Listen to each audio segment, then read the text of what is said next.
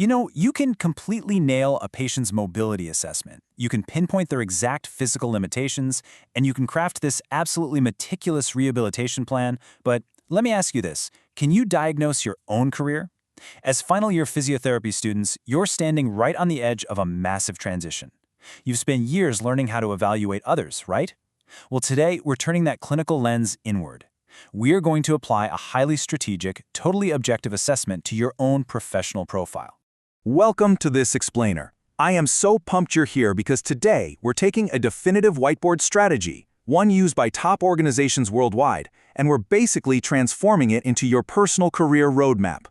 We're going to explore the personal SWOT analysis, specifically tailored for physiotherapy graduates like you. It's literally a game changer of a tool for self-assessment that will help you figure out exactly where you stand and how to strategically navigate those next big steps. So, here's our treatment plan for this explainer. We'll start with the graduation transition, unpack the SWOT matrix, and assess your internal factors. Then, we'll scan the external job market, explore strategies for matching and converting, and finally, wrap it up by building your professional action plan. Section 1, the graduation transition. Let's just be totally honest for a second. Leaving the structured, super predictable academic world for the fast-paced, ever-changing healthcare landscape, yeah, it can induce a lot of anxiety. You're moving straight from a world of grades and supervised clinicals into the wild of the real-world job market. But hey, you don't have to navigate it completely blind. Just like giant, multinational businesses analyze themselves and their competitors to formulate growth strategies, you, as an individual, can use this exact same creative method of self-assessment. Whether you're trying to land that incredibly competitive first hospital placement, find a role in a specialized private clinic, or maybe eventually climb the ladder into clinic management, this roadmap right here, this is how you get there. All right, Section 2, Unpacking the SWOT Matrix. Okay, let's dive into this and look at where this tool actually comes from. Now, I want to reassure you right off the bat, this isn't some flashy, modern internet fad. It is a seriously battle-tested framework. If we trace this timeline, the origins of SWOT actually go all the way back to the 1960s, with Albert Humphrey's work in structured planning.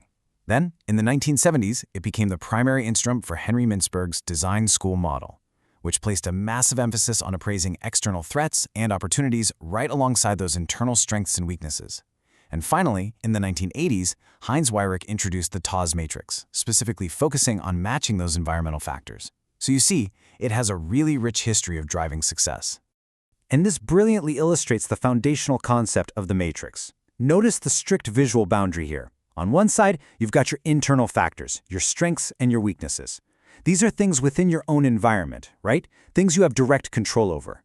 On the flip side are the external factors, opportunities and threats. Now, these belong to the environment completely outside of you, the broader healthcare industry, which you absolutely cannot control, but you absolutely must respond to. Moving to Section 3, Internal Factors, Assessing Yourself. Let's really shift our focus to that internal environment. Think of this step as the self-diagnostic phase of our assessment.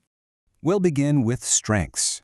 By definition, a strength is a characteristic that adds value and makes you more advantageous compared to others.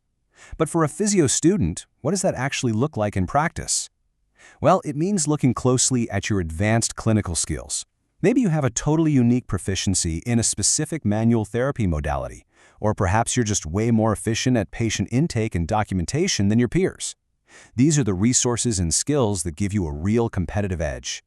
I absolutely love this quote from our sources. List all of your strengths, even the ones that have been dormant for a while.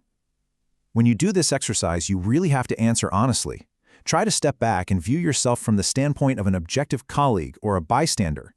Dig deep. Pay particular attention to the things you bring to the table that your peers simply don't. Ask yourself, what makes me uniquely special as a practitioner? Okay, next we've got to look at weaknesses. A weakness is basically a limitation or deficiency that impedes effective performance. For you, these are your areas for professional improvement.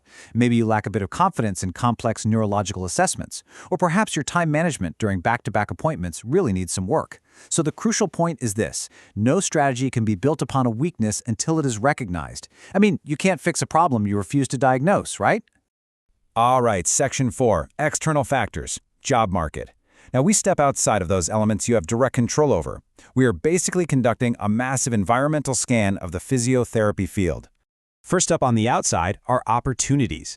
These are major, favorable situations in the environment that you can totally take advantage of. In your world, an opportunity might look like a rapidly growing job market for specialized sports rehabilitation clinics in your specific city. Or perhaps there's a sudden super high demand for practitioners with a specific dry needling certification. These are the external waves you can literally ride to success. Conversely, we have threats. Threats are those uncontrollable external elements that create unfavorable situations or just straight up cause trouble. A major threat could be really intense competition for entry-level hospital roles the second you graduate. Or it could be rapidly changing healthcare regulations or insurance reimbursement rates that might suddenly affect private practice hiring. You can't stop these things from happening, but you absolutely must be aware of them. Section 5. Strategies, matching, and converting. Okay, everyone, take a breath. The diagnostic phase, it's done. We have all our data. Now we're going to dramatically shift our pacing because it is time to build your active treatment strategy. So, once your matrix is filled out, you don't just, stare at it. Our sources detail 2 very distinct ways to analyze all this amazing information and actually build a strategy: matching and converting. Now, what's really interesting about this slide is how we turn static data into immediate, tangible action. Let's look at matching first. Matching connects 2 categories across the board. If you match a strength to an opportunity, say combining your excellent clinical skills with a sudden boom in specialized clinics, that tells you exactly where to be aggressive and take action. Apply for those jobs immediately. If you match a weakness to a threat, like, say, a lack of experience combined with really high competition, well, that exposes an area where you need to be defensive or situations you might want to initially avoid while you build up that resume. But what about converting? To convert is to creatively turn a negative into a positive. If you have a weakness, like a low skill level in a specific niche, you convert it into a strength by actively growing your skill set through continuing education. If there's a threat, like changing regulations, you convert it into an opportunity by being the very first graduate to get certified in the new compliance standards. Boom, you've differentiated yourself instantly. And finally, Section 6, your professional action plan. We are officially in the implementation phase. Understanding this framework is awesome, but applying it, that's where careers are actually made. Please, whatever you do, do not treat your SWOT analysis like a simple grocery or laundry list. The whole process totally fails if it isn't actually put into play. You must follow through on the insights you've uncovered. Ask yourself, how can I use my identified strengths to really move the needle on my career goals? How can I navigate a potential threat so that I don't lose any ground to other applicants? The absolute best outcome here is to take direct, strategic action to completely set yourself apart from your peers and colleagues. Let's move to and see how this builds into this awesome overarching formula for your career launch. It is an incredibly simple, repeatable 4-step process. Step 1. Assess internally. Diagnose your strengths and weaknesses honestly. Step 2. Look externally. Scan the healthcare market for those opportunities and threats. Step 3. Match. Align your strengths with market opportunities to find your path of least resistance. And Step 4. Convert. Transform your weaknesses and threats into strategic advantages through continuous learning and really creative positioning. You already have the clinical skills to heal others, right?